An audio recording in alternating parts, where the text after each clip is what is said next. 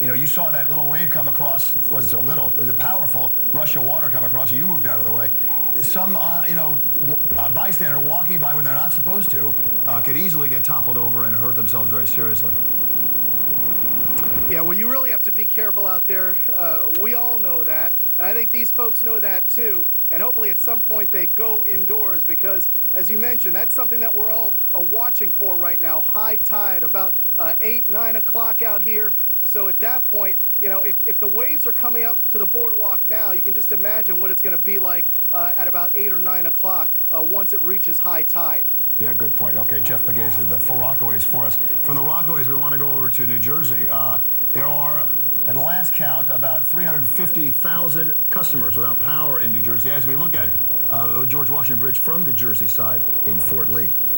And let's go to Lucy Yang, who's actually with someone who is without power. Right, Lucy? Well, that's right. We're on Washington Street, the main commercial fare through Hoboken.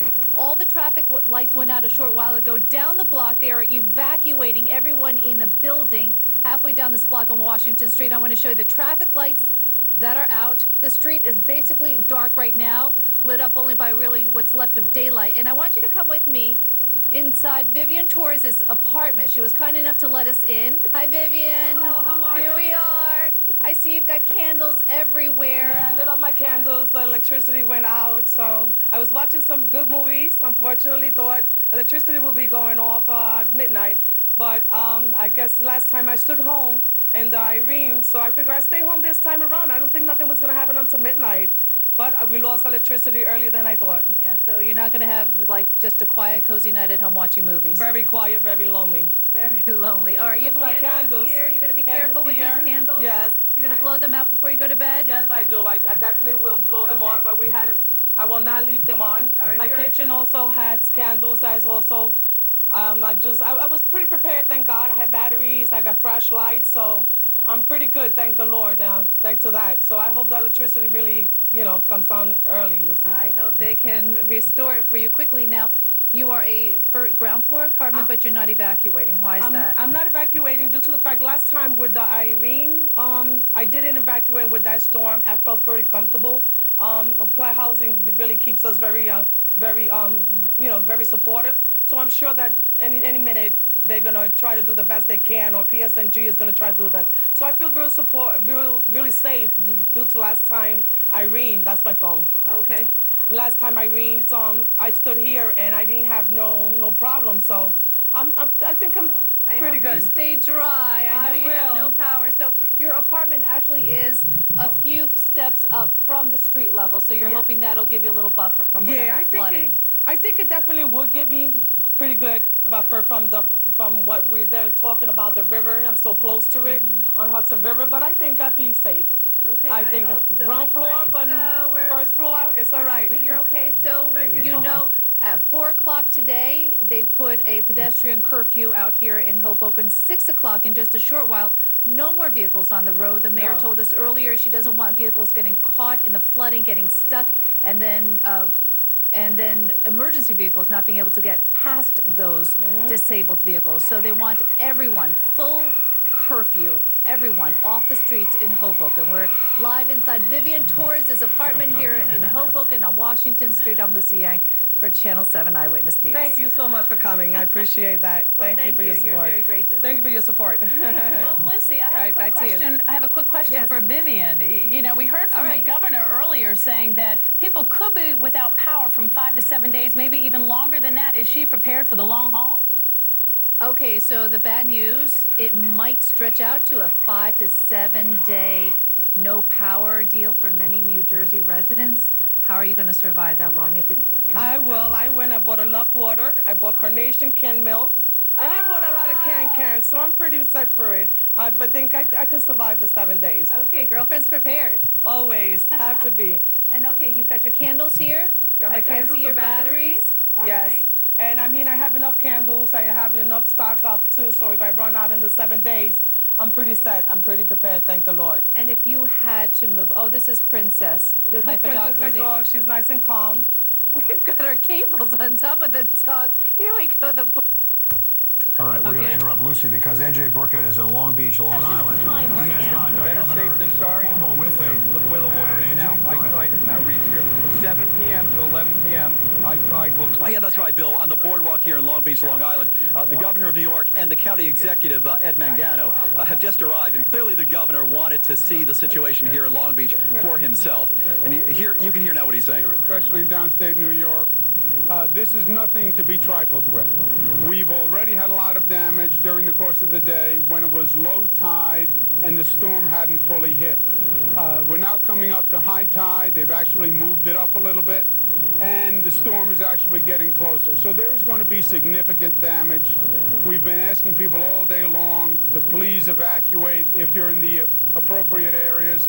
There's still a small window left by which people can leave and get to safety, and we heartily recommend that they do. We believe it could be a matter of life and death, and this is nothing to be trifled with. It's really not. So please heed the warnings. Governor, is this better or worse or about what you expected? Well, the worst, we haven't seen the worst yet, so we don't know. It's been very, very bad already, I can tell you that, and we haven't even seen the worst. It's going to be coming this evening. So again, this is nothing to be trifled with.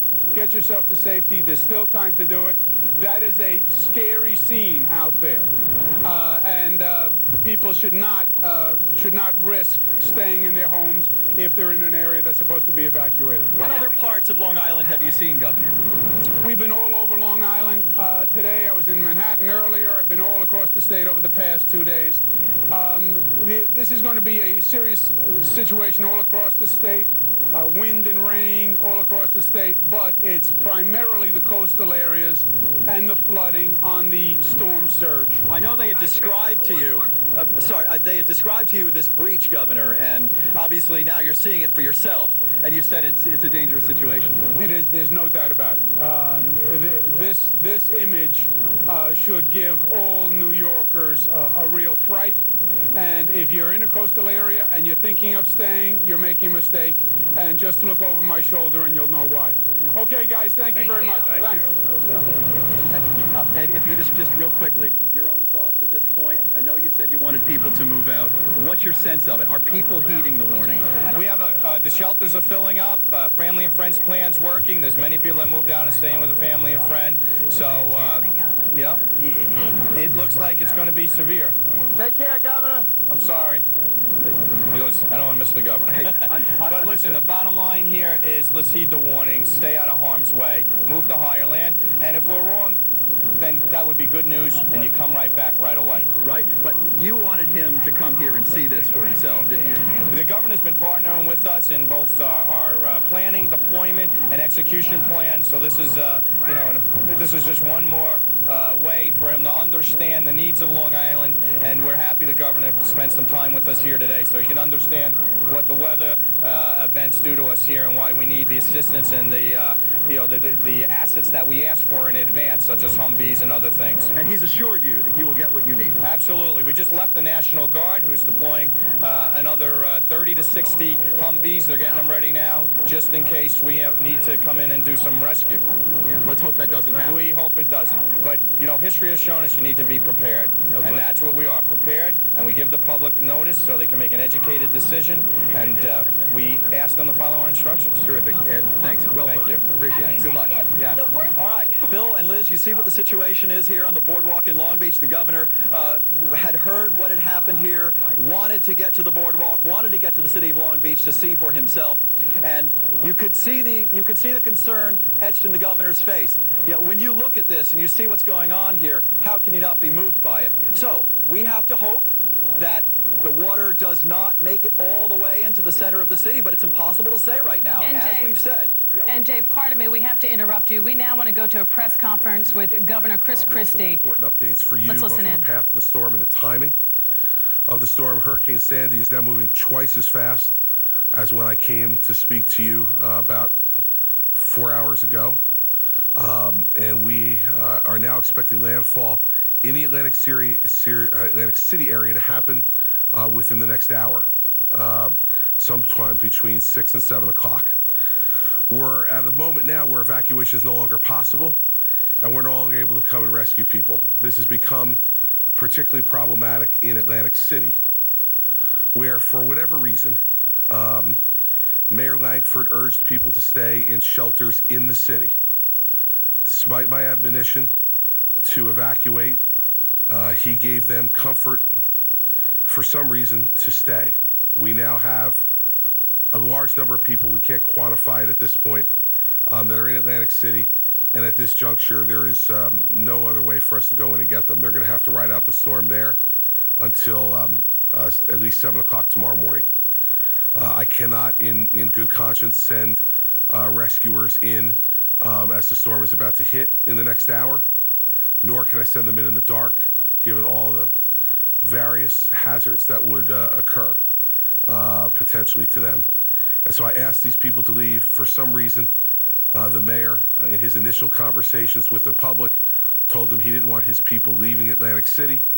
So you have people staying, either self-sheltering in their homes or sheltering in some city shelters there, one of which is literally a block away from the bay in a school, which is now flooded completely. So for those of you who are on the barrier islands who decided it was a better idea to wait this out than to evacuate, and for those elected officials who decided to ignore my admonition, this is now your responsibility.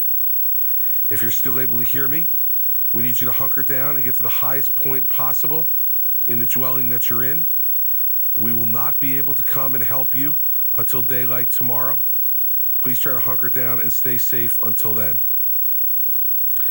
We've deployed emergency crews throughout the day to assist individuals, particularly in Atlantic City, with evacuation. But as I said, it's no longer safe for us to do it, so we're stopping now. The winds are very high. We're seeing heavy rainfall, and darkness obviously is quickly creating this kind of dangerous situation for our first responders. At this time, they'll be responding to calls to calls for service only. As soon as it's safe to send them in, we'll send them back in, but that probably won't be until tomorrow morning. We've pre-staged our first swift water strike team in Atlantic City. That's a 21-member team and 4 boats, prepared to launch at 7 a.m. tomorrow for shallow and swift water rescue in Atlantic City. We're keeping 2 other swift water strike teams at Lakehurst. That's 40 trained members, and a total of 10 boats that could deploy anywhere else in New Jersey along the coastline as needed or requested. We'll wait to see what happens both tonight and tomorrow morning. Also now situated at Lakehurst are 2 federally supported USAR Type 1 teams from out of state. That's 180 high-tech urban search and rescue personnel that are fully equipped and self-sustaining, and they also have waterborne capabilities. Regarding flooding, we're also starting to see challenges now in Salem and Cumberland counties on streams and rivers because of heavy rains and tidal push, which we continue to monitor. Luckily, at this point in the rest of the state, we are not yet seeing indications of flooding. There's still a lot more water to come, but at this point, things are positive. As I said earlier, state government is closed tomorrow. Education Commissioner Cerf is encouraging closure of schools to ensure student safety. 509 of our 580 some districts are saying that they will be closed tomorrow. I hope the rest of them will follow suit as soon as possible. All these decisions are made at the local level, but I would hope that they would look at the conditions we're dealing with and would make the smart move and not have school buses out on the road tomorrow. We don't know what the condition the roads will be in. We're going to anticipate during the evening a lot more downed trees and downed wires. It'll just be a very dangerous situation to move folks around tomorrow, we believe. So let's leave these roads open for emergency personnel to get around. Department of Health has requested out-of-state assistance for 75 ambulances to help with pre- and post-storm medical transport. 22 ambulances arrived from Indiana today. I want to thank Governor Daniels for his assistance in this regard, for sending 22 ambulances from Indiana. They arrived today, traveled from Indiana to New Jersey, and I want to thank Governor Daniels for his help in this regard. Let's talk about road closures. Garden State Parkway is closed in both directions from the Driscoll Bridge down to the end of the Parkway in Cape May. And the Turnpike is currently closed from exit 7A to exit 8. There are 42 other road closures in 13 counties. Now, when a road is closed, that means it's closed. Now, we can't put a truck at every on-ramp to the Garden State Parkway. But we have announced that the road is closed. We have signs up saying it's closed. Yet we still have people who decide if there's not actually a piece of equipment blocking their way onto the parkway, they're going to drive on it anyway. If you are listening on the radio and you're thinking about getting on the parkway from 129 South, don't. If you're on the parkway between 129 South, get off. This is not acceptable conduct. What's going on and what will go on is when it gets dark, you're not going to be able to see where water is pooled and become extremely deep. And we have flooding conditions on various parts of the turnpike over those 120, or parkway rather, over those 129 miles. You could get yourself in significant danger being on those roadways from 129 South. So please do not get on the parkway. Even if there's not a truck blocking the on-ramp, it does not mean the road is open. The road is closed. Sign says stay off the road, so please stay off the road. As for power outages, our latest numbers are 348,500 without power. Unfortunately, we expect that to get significantly higher. The breakdown from Atlantic City Electric is 55,000, JCP&L 197,000, PSE&G 94,000, and Orange and Rockland 2,500. The companies are reaching out to states outside this weather pattern and have had some success in obtaining additional crew commitments for statewide linemen, servicemen, and tree cleaning workers to deal with this. PSE&G has secured 526 tree contractors to clear damaged trees and limbs from as far away as Texas, Indiana, Illinois, Florida, and other states, as well as Canada. New Jersey OEM was successful in assisting JCP&L in securing permission to bring in additional helicopters for damage assessment. Once we can get them up in the air, they'll be able to give a greater view to them more quickly about where lines are damaged and for use of additional landing sites throughout the state. Storm is causing a great deal of damage. If you're looking at some of the pictures that we're seeing from the Jersey coastline, I finally heard one person say, maybe our decision to stay this time wasn't such a good idea. I've been in touch with President Obama this afternoon. The president called me at about 2:15 this afternoon. It was just the two of us on the phone. We had a good conversation. The president wanted to know if we had everything that we needed to be able to respond to the storm from a federal perspective. I told him at this point we did. He wanted to check on the level of cooperation with FEMA. I said it was excellent because it is. And he told me that if at any point over the next 48 hours I was not getting something from the federal government, that I should call him directly at the White House and that he was going to be there, and that I should just not worry about dealing with anybody else, call him. So I appreciate that call from the president. It was very proactive, and I appreciate that type of leadership, and I appreciate the president's telephone call. And if we do need something, I've got the number, and I'll be sure to use it. As of this afternoon, there were about 2,800 residents in state and local shelters, and the 4 state-supported shelters had about 1,800 residents. Christie, and go to the mayor of New York City, Michael Bloomberg. He is about progress. First of all, thank you, Lydia. And as everybody knows, we're already seeing significant impacts from the storm, and the worst of it is about to hit. I think we have done all we can to prepare. This afternoon, I spoke with President Obama, Treasury Secretary Geithner, and Governor Cuomo, all whom offered their support and coordination with the federal and state government, I will say, has been great. Now, as the storm intensifies, the most important thing I can say is, if you're in your home or somewhere safe where you can remain, stay there. The time for relocation or evacuation is over. Conditions outside are dangerous, and they're only going to get worse in the hours ahead. In Queens, we're getting 10 times the normal call volume of 911 calls to the FDNY. Unfortunately, most are for downed trees or flooding conditions. That's not what 911 is for. That's 311. But if you use 911, it means the operator and the line's not free for somebody who has a real emergency to call. So please use 311 for downed trees or flooding. There have been more than 1,000 reports of tree damage in parks and on streets, and we're responding to them. Around half of them are for downed trees, half of them are for other damage. Earlier today, a jogger was struck by a falling limb near Prospect Park and was hospitalized. Fortunately, she is going to be okay, and she was not in a closed park, but she was running near it. And when you run under trees, whether they're trees in the street or trees in a park, It is very dangerous with the wind, and a lot of these trees still have leaves on them. When the leaves are on the trees, they catch a lot of water. It makes them a lot heavier, and they're much more likely to break off and also to be susceptible to the wind. I can't emphasize enough, stay indoors and certainly away from the parks, the beaches, the boardwalks, piers, and seawalls. We actually had to give a couple of people summonses for trying to surf today. It is dangerous, and the most important thing is that we're going to have to come in after you, and for us to lose an emergency responder because of someone's irresponsibility would be just an outrage. Once again, if you're really in trouble, call 911. If not, 311. But 911 is only for true emergencies. Now, we've already seen flooding in some of the city's low-lying areas. We've also seen some power loss. More than 47,000 customers have lost power so far in the city. The vast majority of that, as you would expect, is in Queens and Staten Island because those are the areas served with overhead power lines. Con Ed may be shutting down power in parts of lower Manhattan and southern Brooklyn, and Con Ed has been doing outreach to its customers. You may have received a phone call about this. Kevin Burke's going to update us in a couple minutes. This is a preventive measure to protect their equipment from serious damage.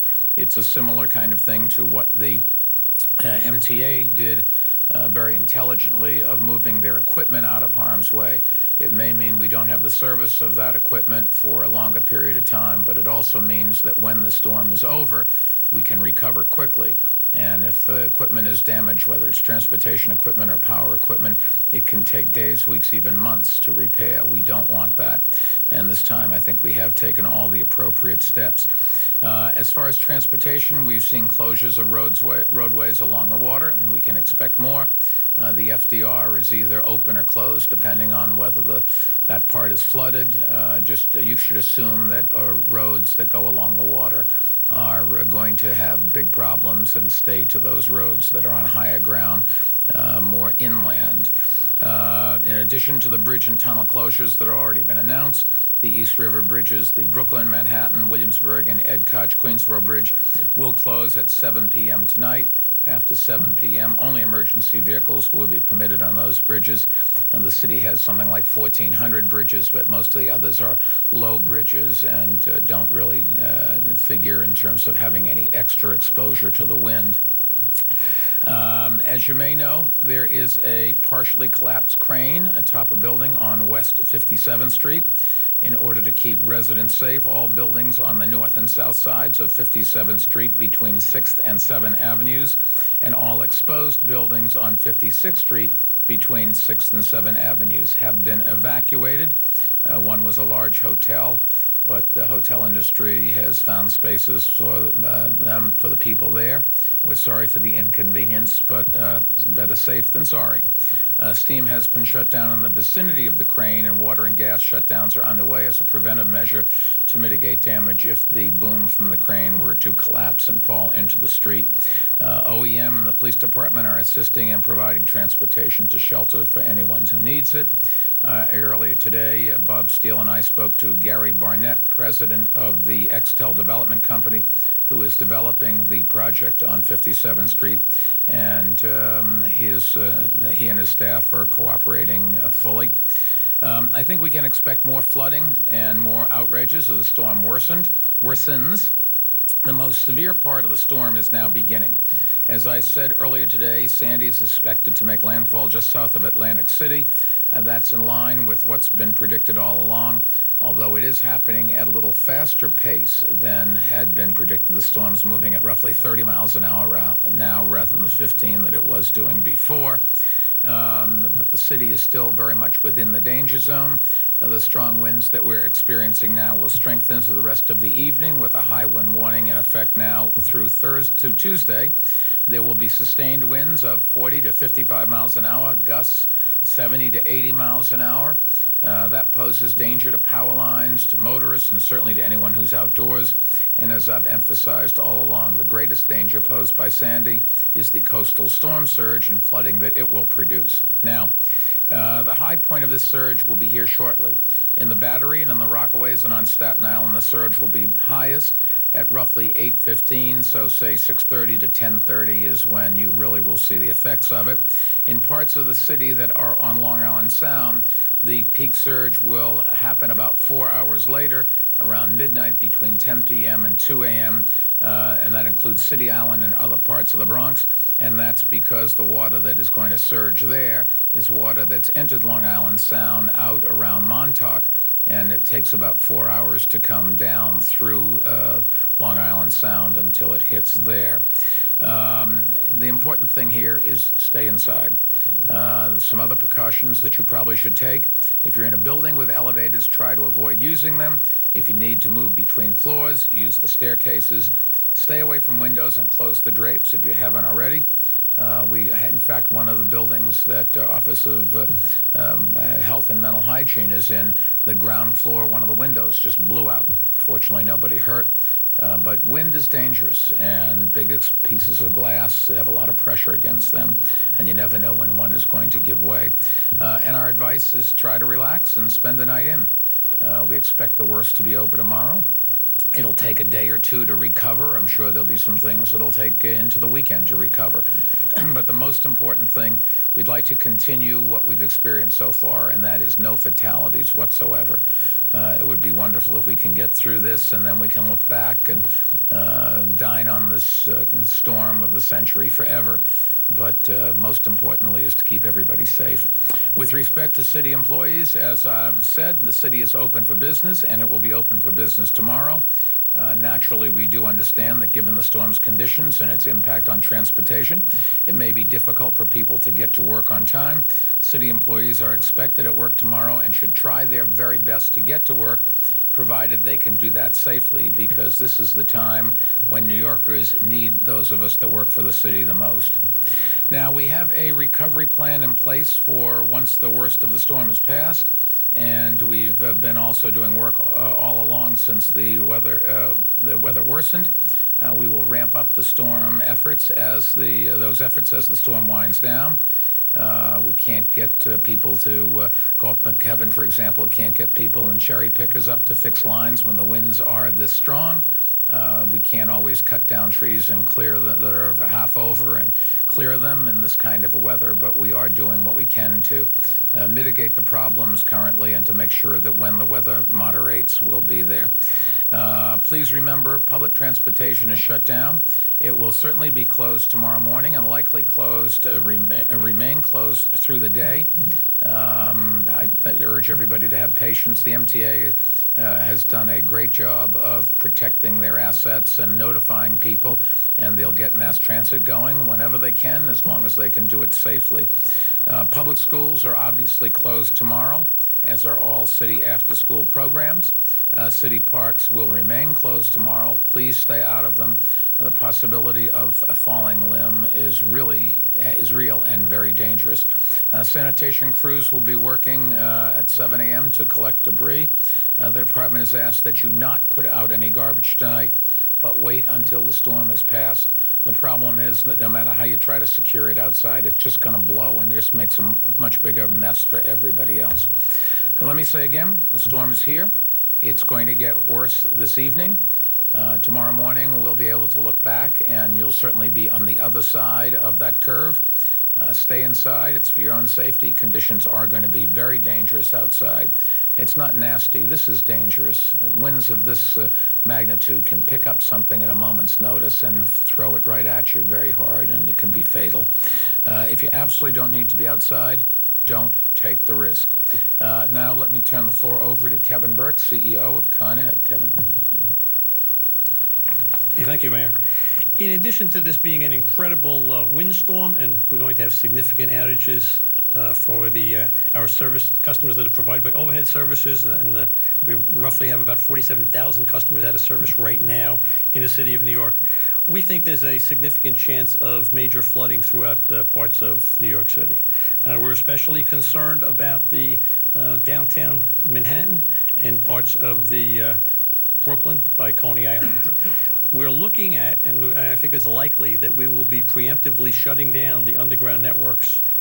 Two networks in Manhattan, the Fulton network and the Bowling Green network, which essentially cover the areas between Broadway, the East River, and south of the Brooklyn Bridge, and also perhaps Brighton Beach by Coney Island.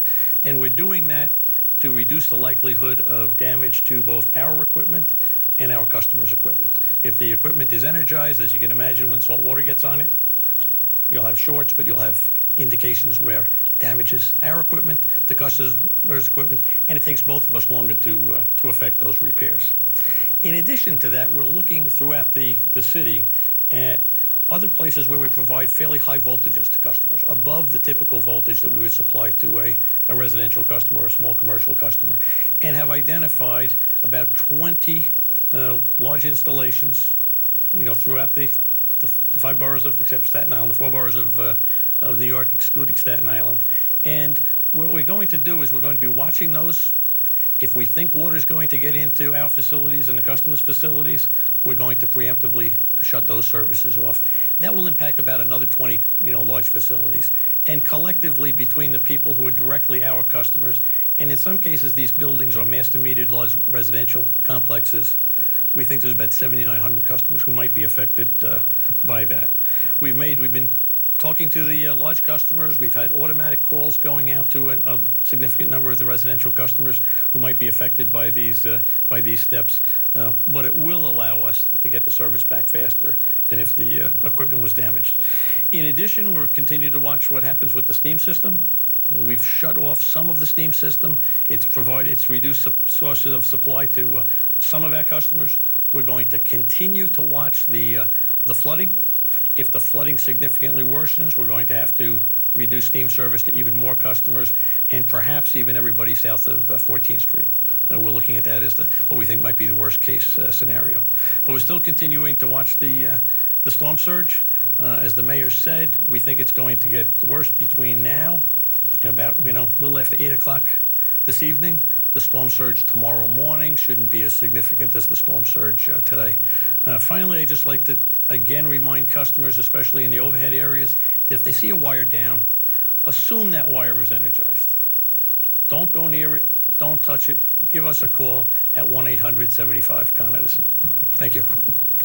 Kevin, thank you. And let me also say that the job that the NYPD officers and the FDNY firefighters have been doing is really amazing. They've kept us safe. They're out there full-time. They're working long shifts, and a lot of them on duty, and that's exactly what we need to protect everyone and to make sure that we get through this where it's something that may be annoying and an inconvenience, but at least we got through it safely. Before taking questions, let me summarize today's announcement for our Spanish-speaking New Yorkers. La tormenta Sandy ha llegado a nuestra ciudad. Las condiciones pueden volverse más peligrosas en las próximas horas. Esta es una tormenta realmente grave y extremadamente peligrosa.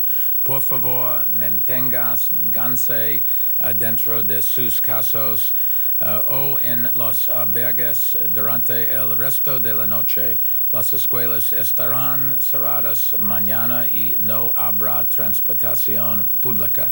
With that, we'll be happy to take. That was Mayor Bloomberg and the head of Con Ed as well, talking about possible power outages in lower Manhattan. All the East River crossing bridges now closing at 7 o'clock. Several of the bridges near Staten Island, all those bridges are going to be closed just in about an hour from now. We are going to take a quick break, re-rack here, and bring you Eyewitness News at 6, starting in just about a minute. We'll be right back. Stay with Channel 7 Eyewitness News for continuing coverage of Sandy. On air, on your computer at 7 Online, and on the WABC iPhone and iPad app. See. Hurricane Sandy bearing down on the tri-state area at this hour, battering our area with pounding winds and rain. That crane now hanging precariously from a building under construction near Central Park. And the hurricane damaging buildings in New Jersey with the storm surge swallowing up the shoreline. Floodwaters rising around casinos in Atlantic City. A curfew is now in effect there. Parts of Westchester County also underwater as we begin to feel the full wrath of what they're calling an historic storm. Flooding in Mamaroneck, surrounding homes and buildings. And in Queens, the storm sending huge waves crashing ashore, lashing buildings in the far Rockaways with some blistering winds. This as folks across our area brace for this potentially devastating storm to make landfall. We are continuing to cover Hurricane Sandy. Good evening, everyone, again. At Eyewitness News at 6 o'clock, I'm Bill Ritter. And I'm Liz Cho. And we are continuing to track Sandy's path. Lee Goldberg will have the very latest and all of our meteorologists coming up in just a minute. But we also are following the situation in Midtown, where emergency crews remain on the scene in Midtown Manhattan. This is a live picture right now. Obviously, the sun has gone down. It is very hard to see. But high winds have toppled a crane just south of Central Park. The crane is now dangling from a luxury skyscraper that is under construction at 57th Street. 10 buildings have been evacuated, including a hotel. Many local bridges have also closed. We have them on your screen right now. Governor Cuomo shutting down the Tappan Zee at 4 o'clock. More bridges will be closing at 7 o'clock tonight. And the East River crossings will also close at 7. Jersey City now has a curfew in place. It began at 6 o'clock tonight, just 4 minutes ago. It's going to end at 1 p.m. tomorrow. New York City schools, once again, will be closed tomorrow. The subways are shut down as well. We have our entire Eyewitness News team covering the storm. Well, we're going to get to them in just a minute, but we want to start with all of our meteorologists. Meteorologist Lee Goldberg, he's tracking Sandy, and he's over at the Weather Center. Lee. All right, Liz, the wind is ripping down the west side. The core of Sandy's about 100 miles to our south. This storm formed a week ago in the Caribbean, and it has taken that incomprehensible track, and it's now one of a kind, where it took that sharp left turn into our coastline. It's about to make landfall, and it also has the lowest pressure of any storm to come north of Cape Hatteras. At this point, it is just offshore and about to move inland near Cape May, or just to the north near Atlantic City, right in southern New Jersey. You can actually see the eye right here, where the center of circulation. Very heavy thunderstorms or very heavy rainfall here, with wind gusts that could be over 80 or 90 miles an hour. And it's going to be right in this area right here between Ocean City, Strathmere, and up to Atlantic City. To the north, we're still getting great impact because the hurricane force winds go 175 miles out. You see these winds right here, these thunderstorms and these showers that are coming through are carrying some dangerous winds. So even the areas that haven't rained all day will see big time winds that can take trees down, especially across Connecticut and into the Hudson Valley. With more on the winds and the timing and how it coincides with this evening's high tide and surge, Bill Evans. Well, you know, when you look at this storm, too, what we've been looking at is the winds coming into Long Island Sound, which are going to put a lot of water into the western part. The gusty winds have reached out 175 miles, 175 miles, like Lee was talking about, out toward Massachusetts, where Westport just an hour ago had an 84-mile-per-hour wind, Plum Island 84-mile-per-hour winds, and then, of course, that's been extending all the way down to the Delmarva. Here's what we expect winds to be like tonight. As we get to 8, 9 o'clock, around that crucial high tide period, winds are going to be at hurricane strength, south shore of Long Island, urban areas of New Jersey, Staten Island, and down the Jersey Shore. It's crucial to watch where that wind pattern is, because the wind will keep firing right into the south shore of Long Island tonight, as the winds will start coming around to the southeast as the storm moves off to the west. We get to 1 a.m., we start to see the winds die down a bit as the storm goes into central Pennsylvania. This, of course, is the pressure gradient. You see those lines getting a little wider, meaning the winds are getting a little less. As we get to about 8 o'clock tomorrow morning, we'll still see wind gusts that will be in and around the area of about 35, maybe even 45 miles per hour during the day. Of course, the tides are a big factor. We got an astronomical tide with a full moon, and Jeff Smith is looking at for you right now. And Bill, you just mentioned winds coming in from the east and northeast, piling water into the Jersey Shore and western parts of Long Island Sound. After Sandy makes landfall in the next few minutes, the wind will switch more into a southeasterly direction, and that will actually act to pile water into areas like Raritan Bay. It'll funnel water into that location, and this could be where we get a 6 to 12 foot storm surge. We already have record tides occurring at Sandy Hook, New Jersey right now. In the all-important tide times, 8:53. This will be a record tide, I think, at the Battery in New York City, overtopping the barrier, potentially flooding the New York City subway system. And this record would be one that was broken back in 1960 in Hurricane Dawn at Jamaica Bay at 9 p.m. Major flooding there for high tide. Western Long Island Sound, Kings Point, and Stamford, it's later tonight. But bad nonetheless. Major flooding in both locations right around midnight. And as I was saying, Sandy Hook already a record flood. 3 hours before the high tide time. 8:22 p.m. is your time there. Seaside Heights, 7:52 p.m. Water rising rapidly right now. We sent it over to meteorologist Amy Freeze. She's been looking at the wind gusts that we've already had from Sandy. Amy?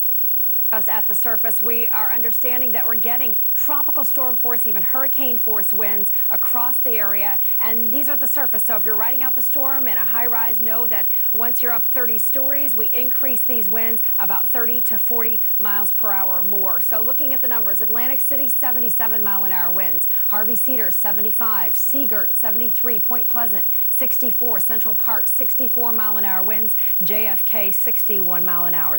Let's get right into the storm reports. Plum Island, the top speed that we've seen come in at 84 miles an hour. That was just after 3 o'clock. We'll start to see some of these numbers coming up, I'm sure, as the storm makes landfall. 75 miles an hour for Fire Island, 71 mile an hour at East Mauritius. We're looking at our wind speeds that will continue to be widespread across the area, 60 to 80 mile an hour winds. Wouldn't be surprised if we see some that are above that.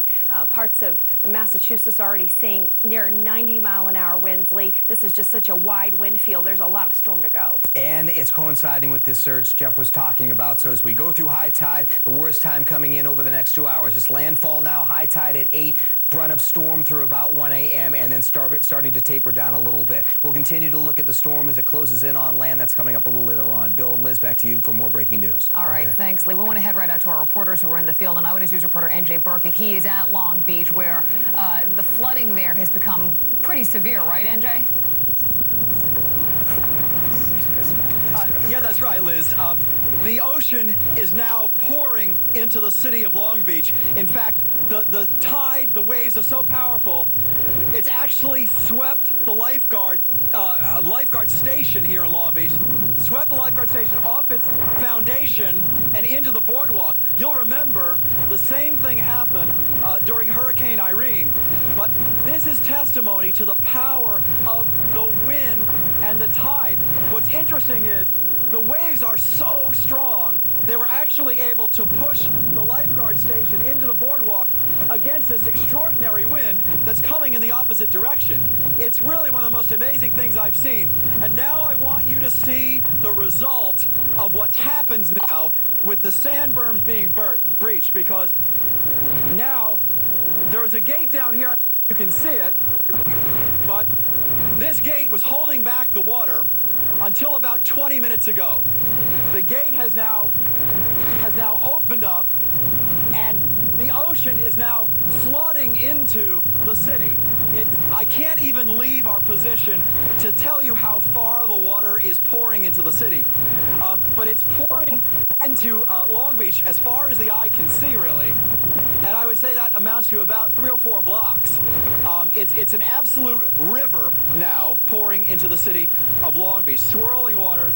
The winds are at times, and I've been in a few of these things, clearly hurricane force, there's no question about it.